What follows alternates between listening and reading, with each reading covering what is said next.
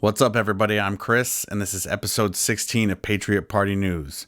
This is how the gun grab starts.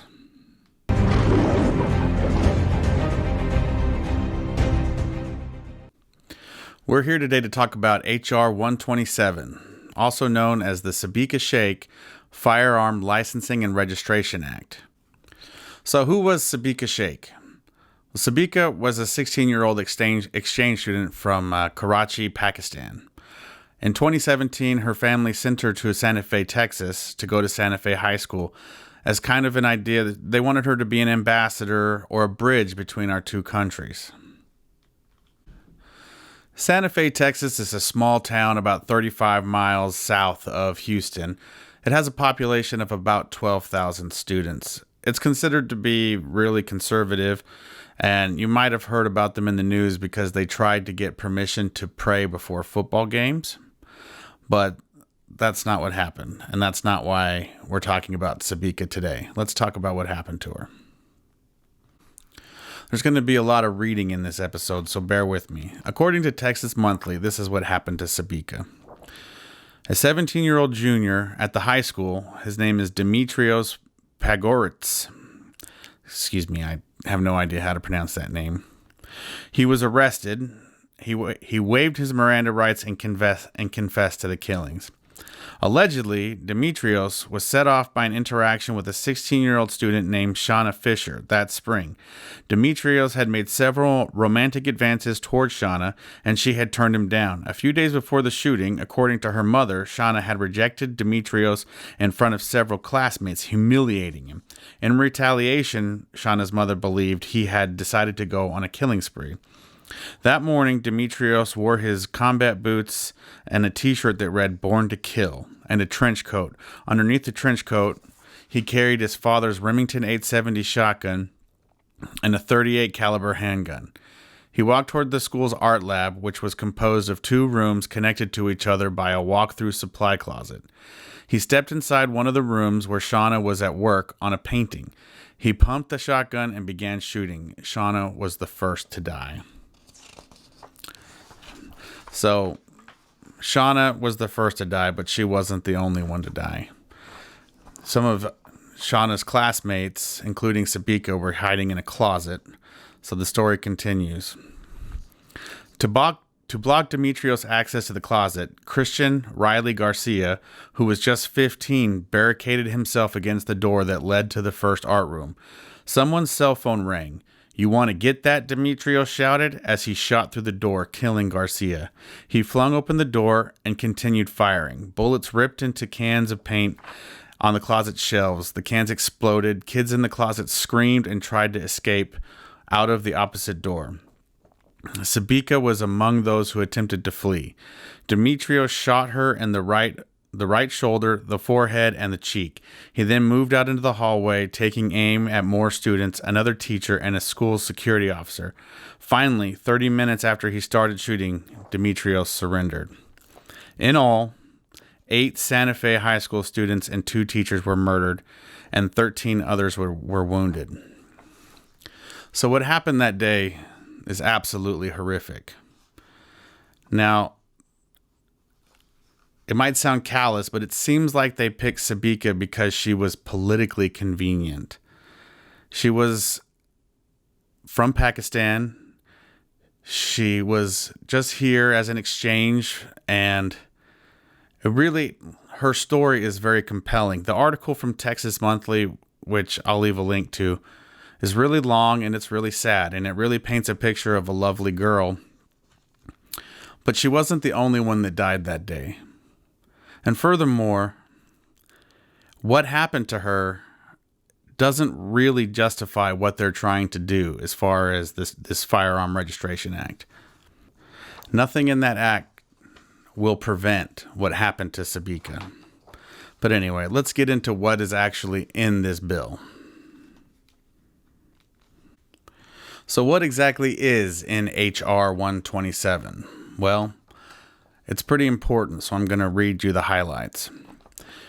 The Attorney General, through the Bureau of Alcohol, Tobacco, Firearms, and Explosives, shall establish a system for licensing the possession of firearms or ammunition in the United States. and for the registration with the Bureau of each firearm present in the United States.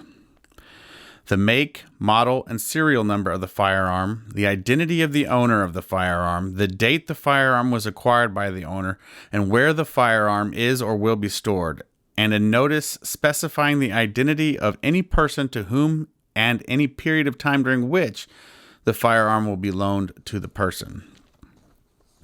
The transmission required by paragraph 1, which is the registration, shall be made in the case of a firearm acquired before the effective date of this section within 3 months. So if you've already owned the gun, you have 3 months to comply with this registration. Or in the case of a firearm acquired on or after the effective date the owner acquires the firearm. So any guns that you purchase in the future, it'll be a part of the paperwork process, all of this registration. So obviously, if you make a list and you tell them how many guns you have and where those guns are located, it'll be quite easy for them to come in the future and take them away. But let's continue. The Attorney General will make a database of all firearms with the United States and will make that database available to the public. So what are we doing here? You're going to start seeing people put on lists and are shamed for their status as gun owners. And that's what they want. They want to put you on some kind of sexual predator registry.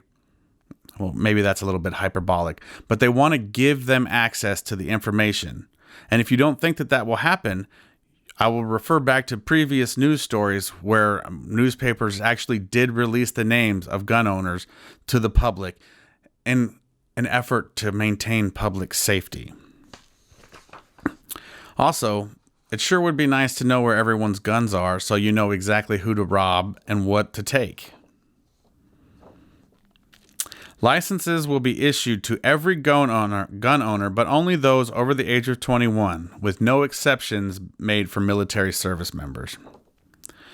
It will require all gun owners to maintain gun insurance, and they must attend training, but only after a psychological evaluation.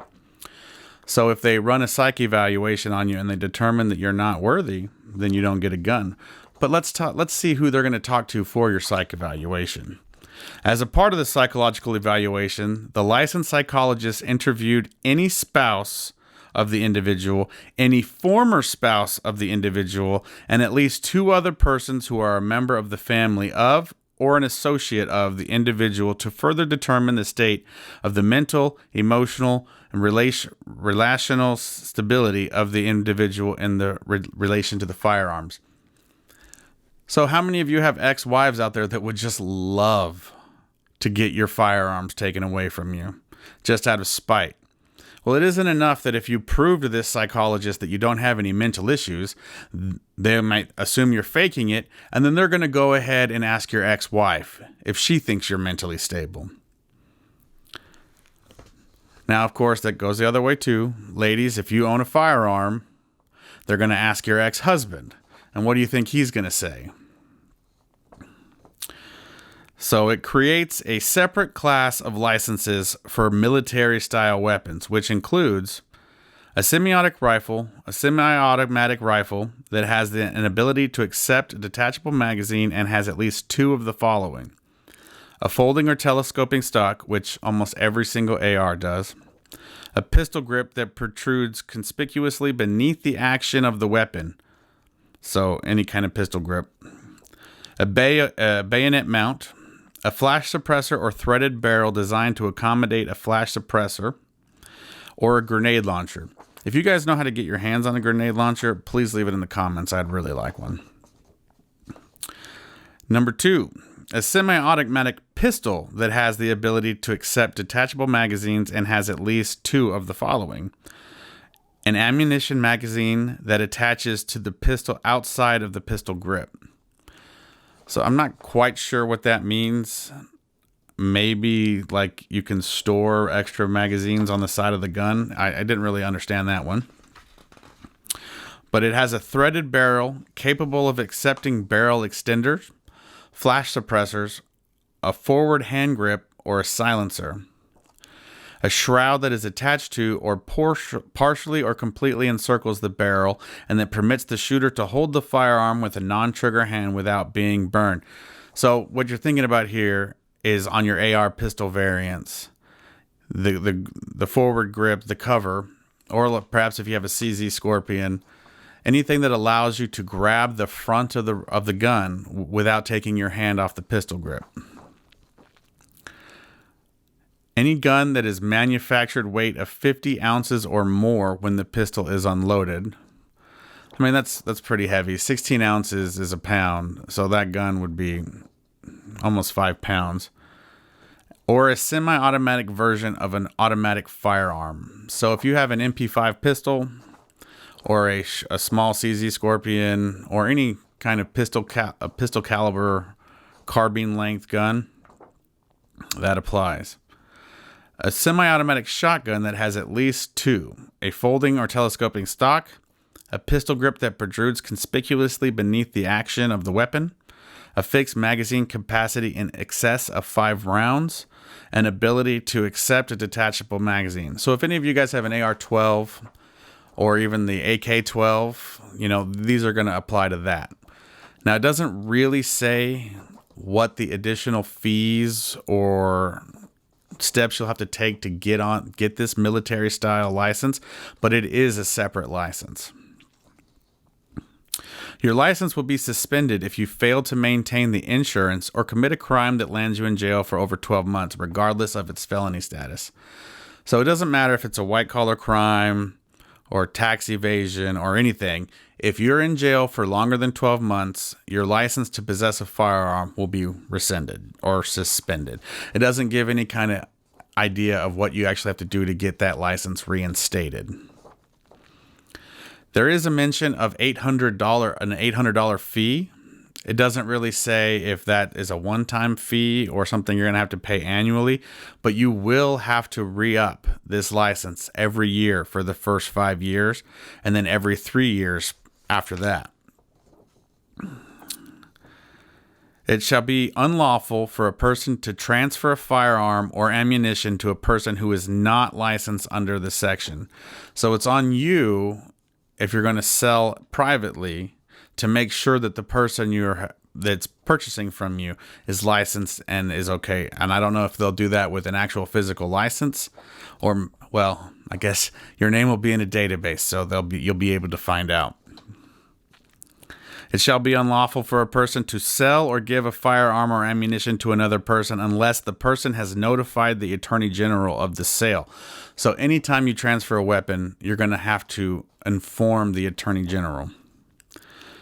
If you possess a firearm without a license, here's the punishment.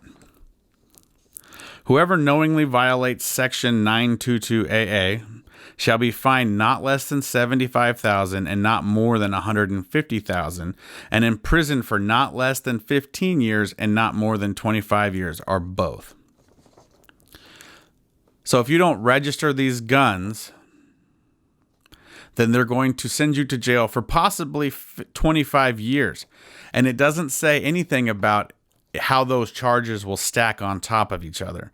So if you have 10 guns, does that mean you have 10 consecutive 25-year sentences? Do you owe $150,000 times 25? Times 10? If you illegally transfer or loan a firearm or ammunition, the following applies.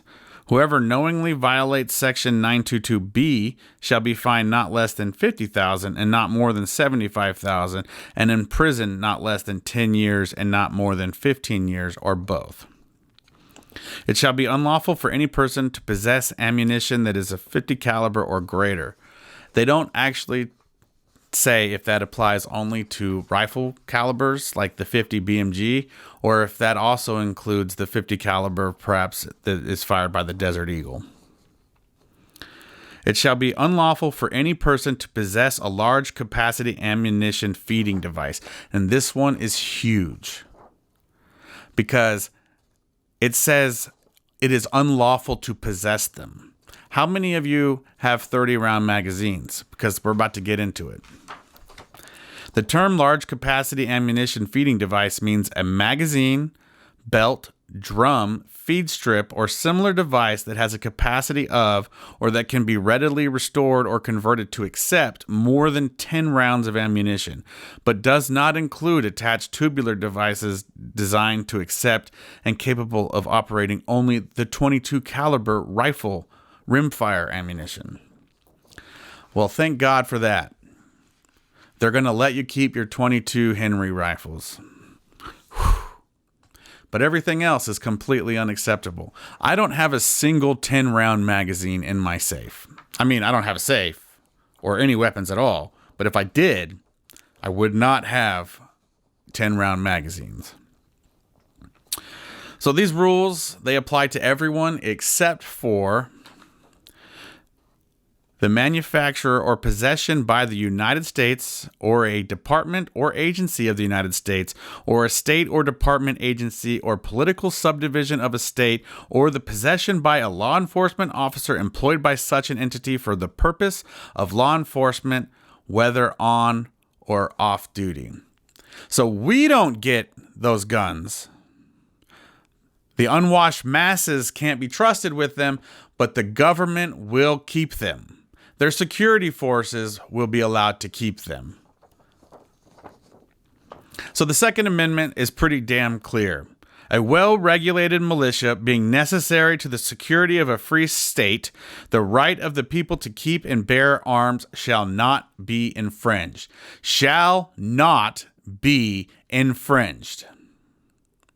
My friends, they are going to try to pass this bill.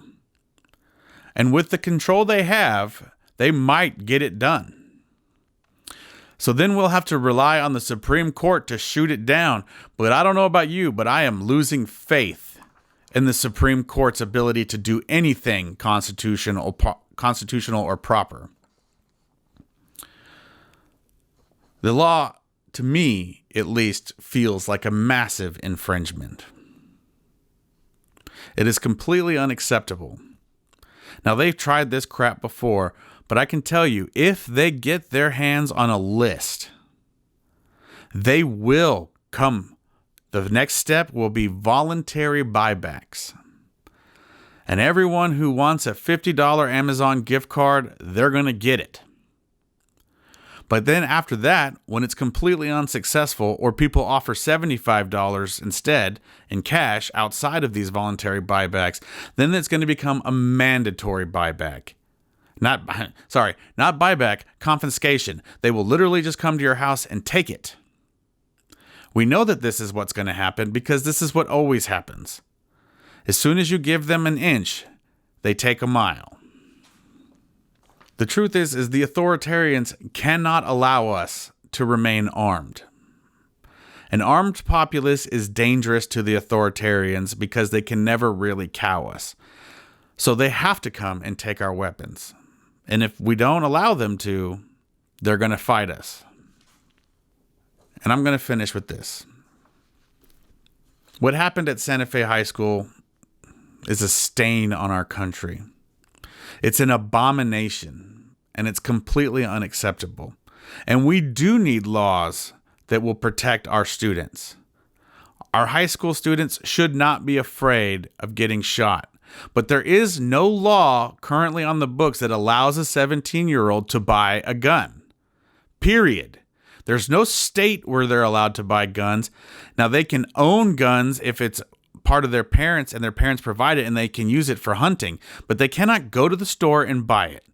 Furthermore, they cannot go and buy ammunition at 17. So raising that age to 21 wouldn't have done anything for Sabika. It wouldn't have done anything for the other students at Santa Fe High School. This is a power grab, and they're pulling at your heartstrings to make it work. And it's completely unacceptable. It's just another example of never letting a good crisis go to waste. So what are we going to do, guys? We have to let our leaders know that we are paying attention to HR 127, and we are watching their reaction, and we need to have them on record on what they're going to do about it. So reach out to your congressman, reach out to your senator, Tell them that you are aware that they are trying to make this happen. And also, we need to encourage our states to acknowledge that the Second Amendment is an important right and that they will become Second Amendment sanctuary states. If we force this issue and we have the backing of our states, we won't have anything to worry about because the feds need the permission of our states to come in. You know, as we say in Texas, come and take it. I know it seems extreme, but if this passes, that's exactly what they're going to have to do. All right, guys, that's the end of episode 16. Really appreciate your time. You know what? Let's have an active conversation in the comments section. I want to hear what you guys think because I'm not going to lie, I'm getting pretty darn nervous. I'm wondering if I'm the only one.